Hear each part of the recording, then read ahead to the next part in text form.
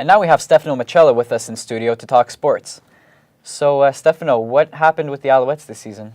Well, people are asking what happened because they didn't win, but the reality is it's really hard to win in the CFL every year. I mean, the Alouettes certainly blessed the Montreal fans many years by being competitive every year and winning the Grey Cup, but injuries on defense really came back to hurt them this year. Shea Emery was lost for the season with a concussion. Marcus Stell, Gerald Brown was injured in the first game of the year. Dwight Anderson as well. So that's a lot of starters on defense to overcome, and defense is just as important as offense. And they just didn't get the breaks this season. Plus the pressure on their backs of being the defending Grey Cup champions.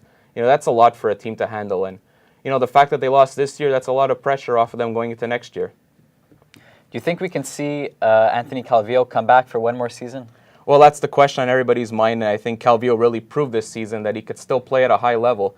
But really, the priority for him is his health, and he's going to take a few months to evaluate where he's at health-wise. He's 39 years old now. He has a family, so he's really starting to think about his post-football career. But he has said to the Alouettes that he would like to be back one more season. So if I had to make a guess, I think he will give us one more season.